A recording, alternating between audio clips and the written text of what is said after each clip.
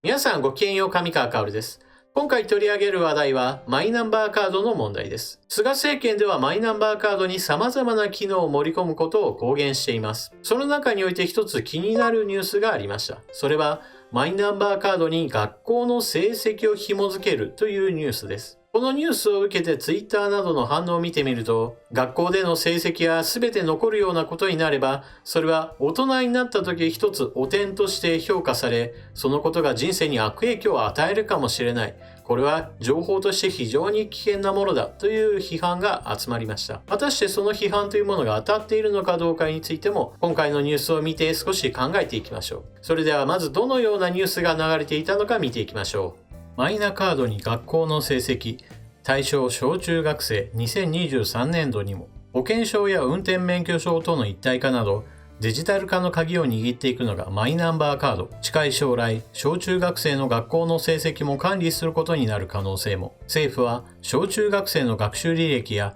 試験の成績をマイナンバーカードに紐付け、オンラインで管理する仕組み作りに着手した。そもそも文科省は教育データの利活用を進めていて、児童・生徒の個人の学習意欲の変化や理解度をデータとして記録するのは、一人一人に合った効果的な学びの実現が目的。蓄積された記録データをもとに、教員が一人一人に合った指導を行うことができるとしている。また政府は、こうした個人の学習データのマイナンバーカードへの紐付けを検討していて、2023年度以降の実現を目指している。小中学生の学習履歴や試験の成績をマイナンバーカードに紐付けることについて、教育評論家の石川幸夫さんは、メリットとしては、成績そのものが一元管理できること、進学・転校先でも共有できることと話す。教師が新しい教え子を担当する場合、これまでの学習記録が確認しやすくなるため、子供にとっても教育の継続性が得られるようになり、また、成績の変化などをビッグデータ化することで、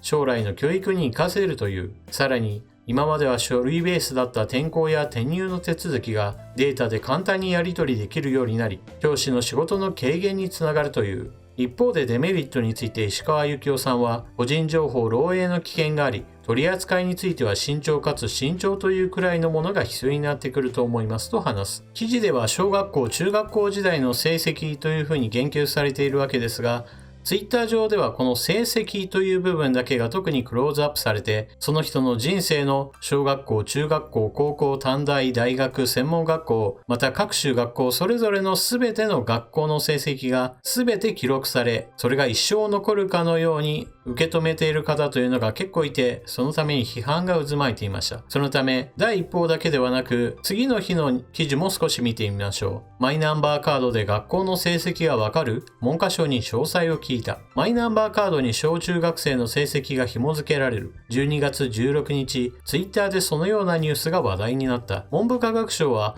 政府が全国民にマイナンバーカードが行き渡ると想定している2023年を目標にマイナンバーカードと各学校が導入している Google クラスルームやクラッシーといった教育支援ツールの学習者 ID との紐付けについて21年から22年度に検証するとしている。主に転校の際に学業成績や健康情報などの教育データを次の学校に伝える用途を想定。マイナンバーカードの電子証明書の仕組みを活用し、本人確認ができれば学習者 ID をたどれるようにする。どのような教育データを伝達するかは今後検証を重ねる。現在はデータの伝達方法を考えている段階で、具体的な情報の扱い方などは未定。すべての子供を対象にするのではなく、希望する家庭や学校のみが使えるようにするとしている。文部科学省によると、転校時の学校間での学業成績や健康情報といった情報のやり取りは、今でも紙ベースで行われているという。IT メディアニューズの取材に対し同省は、学習の進捗状況など、現状やり取りされている以上のデータを渡す意味があるのかはわからないとし、全データを紐付けるというより、全関係者がウィンウィンになる仕組みを考えていくと話した。マイナンバーカードの活用自体についても、データがあればいい現状からマイナンバーカードがないと情報が見られない状態になるなど、かえって手続きが煩雑になったら意味がない。便利な使い方を見つけていく必要があるとしている。Twitter では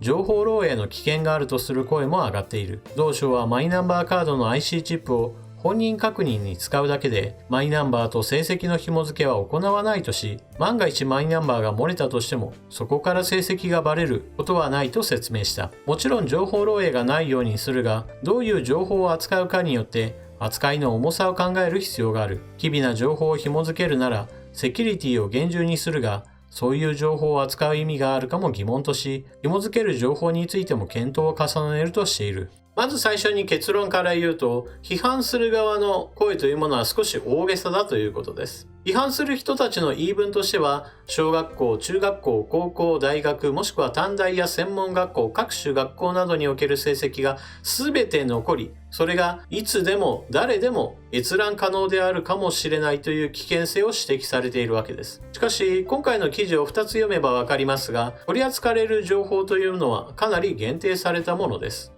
例えば、小学校から中学校に上がったとします。その時、中学校の方としては、この生徒は一体どんな子供だったのだろうかということで、小学校から情報をもらうわけです。これは今すでに紙で行われているものです。この紙で行われている情報のやり取りというのをシステム化して、より簡単に情報共有できるようにしようという考えなわけです。ですから、今回の件をもって何か人生を左右するような非常に重要な形で情報が残り続けるといったわけではないでしょう。ただし、批判されているのは大げさではありますが、しかし、当たっている部分もあります。この情報というのは明らかに大人になってからもう消されているべき情報であり、それがいつまでも残り続けるべきものではありません。そしてマイナンバーカードに情報として残すのであれば、それこそ学歴詐称が起こらないように、この人は一体何年にどこの学校に入ったかという情報を紐付けて残していくといったことの方がよほど有益でしょう。そして今まで紙でやっていたものがデジタル化されましたよということで、ああよかったよかったと安心することはできません。指摘されている部分について言えば、セキュリティの問題は当然あります。たとえ小学校から中学校へ移るときや、もしくは転校するときに情報のやり取りをすることをメインとしていたとしても、その途中で情報が盗み見られるというのは、その人のプライバシーを完全に侵した行為であり、これを守らなければなりません。そしてシステムを作るのに非常にお金がかかったのにもかかわらず、非常に使い勝手が悪くて、学校の関係者は誰も使わないというのであれば、これはもちろん無駄遣い以外の何物でもありません。子どもたちの教育に役立つようにデータを作り、そしてそのデータを活用するために必要なシステムを組み上げていくことこそがまさに大事なことだと言えるでしょう。また、話は少しそれますが、1教室あたりの児童数についての上限というものが引き下げられることとなりました。これに伴って、教師1人あたりの生徒数というものの負担が減ると考えられています。日本の少子化問題というのは非常に深刻ですから、1人あたりにかける教育予算というものをしっかりと確保し、子ども一人一人をしっかりとサポートしていく体制づくりというものが今後も望まれます。というわけで、せっかくなのでこの機会にマイナンバーカードに一体どのような機能が組み込まれる予定なのかも軽く紹介しましょう。まず一番最初に実現するのが健康保険証として使えるようになるという話です。これは2021年3月からということになっていますが、ただし希望者のみに限られています。強制ではありません。これまで通りの健康保険証というものも単体で発行され続けます。ただし政府としてはこうした保険証単体で発行されているこの業務そのものもいずれは廃止し、マイナンバーカードに統合することを考えているそうです。そしてどうせマイナンバーカードにこうした健康保険証の機能を組み込むというのであれば、病院に行った時いくら支払ったかという情報をそれこそ記録していってくれて、最終的には医療費控除額にいくらになりますよといったところまで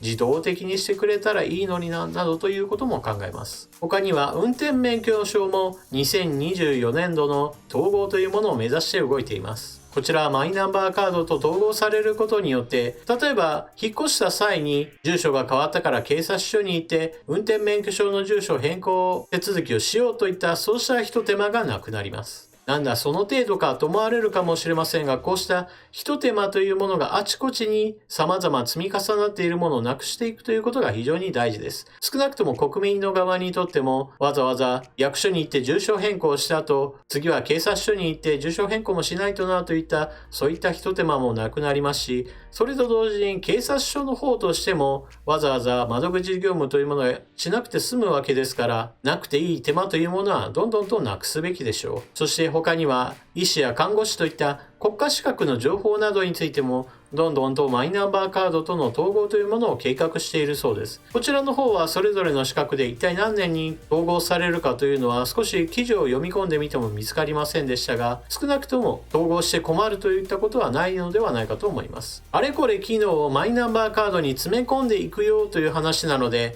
セキュリティのことを心配される方は非常に多くおられます。私もその一人なのですが、しかしだからこそ政府はそうしたみんなが心配している部分にはしっかりと知恵と予算と人をあてがい、この問題に対処しているということを広報する必要があるでしょう。そして最後に非常に重要なことを言います。こうしたデータの集約化というものを避けて通るべきではありません。また、こうしたデータの集約化というのはもっと前からどんどんと進めるべきでした。セキュリティという問題があることは分かっていますし、またそうした問題に対処するための技術に政府が疎いことや変なシステムを取り入れてしまうことなども分かっています。それでもより少ない人数でより多くの業務をこなしていくことができるシステム作りというものを避けていくべきではないのです。これはマイナンバーカードだけの問題ではなく、行政全般についても言えることです。なぜそのようなことが言えるかといえば、それは現在の日本が人口減少時代に突入しているからです。2050年、日本の人口は1億人程度になります。今から考えれば、約2000数百万人の人たちがいなくなる世界というものが現実に起ころうとしています。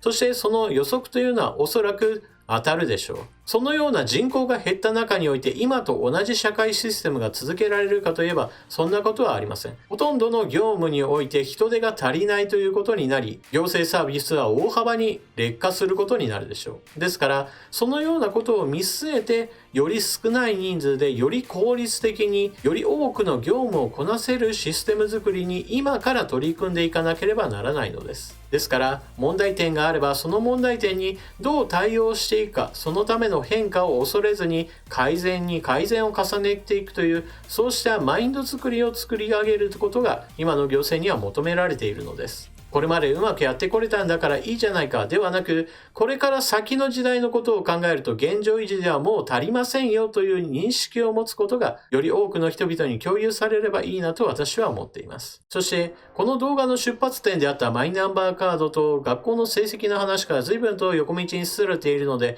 どうせならそれっぱなしで最後にも余談を一つ加えておきましょう。私はこの人口減少問題というものは非常に重たい問題だと考えていますから、これを見据えて政策は考えるべきだと考えています。ですからそのような理由をもとにして安易な移民政策に対しては反対しています。それこそ人口がどんどん減っていきますよという中において、私は2050年には1億人程度になるだろうという話をしました。そしてそれによって何が起こるかといえば、今私たちが住んでいる日本にあっても限界集落という言葉があります。しかしこれはあくまでも限界集落だったという規模がもっともっとこれからは深刻になるということです。村自体がもう維持できなくなる、村どころではない市という行政単位においてももう限界だというふうになってしまうのが見えているわけです。そのような時に安易な移民というものを認めれば、人口が明らかに激減している地域に特定の民族や特定の国家、特定の思想を持った人たちが